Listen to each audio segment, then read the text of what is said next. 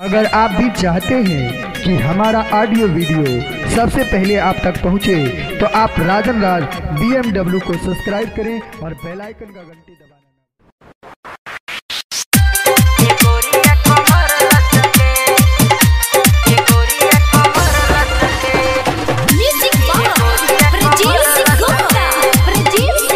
आप सुन रहे हैं सिंगर राजन राज को।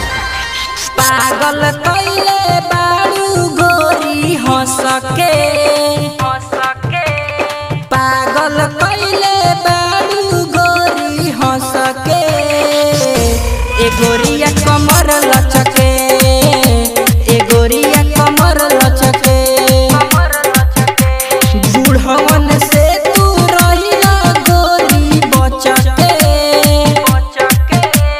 बूढ़वन से तू रहिला गोरी बचके, ए गोरिया कमर लचके, ए गोरिया कमर लचके, ए गोरिया कमर लचके।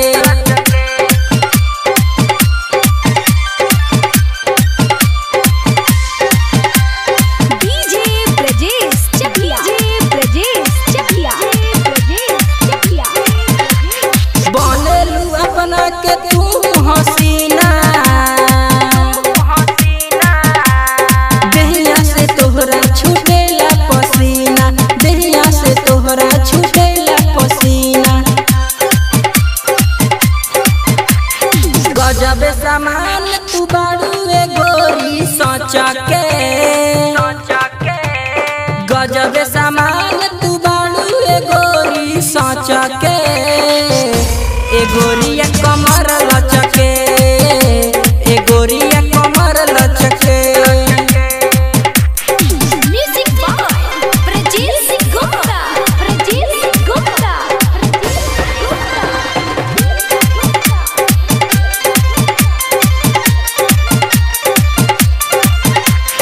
पेनी के चलेलू कपड़ा तू आधा, देखी के लइकन के बदलल इरादा, देखी के लइकन के बदलल इरादा। लोह के बनावले भगवान गजबे रचके, तोह के बनावले भगवान गजबे रचके, ए गोरिया कमर लचके, ए गोरिया कमर लचके।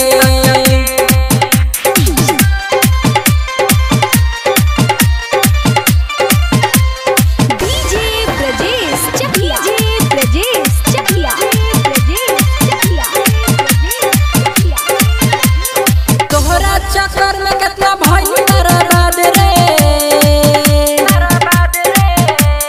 पंकज नरेंद्र ना भइले आबाद रे, पंकज नरेंद्र ना भइले आबाद रे।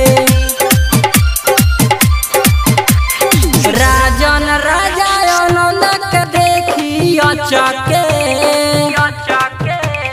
राजन राजा आनंद के देखी अचके, ए गोरिया कमर लचके, ए गोरिया कमर लचके।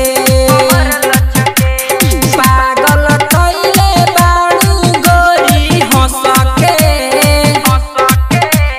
पागल कइले बारू गोरी हंस के, ए गोरिया कमर लचके।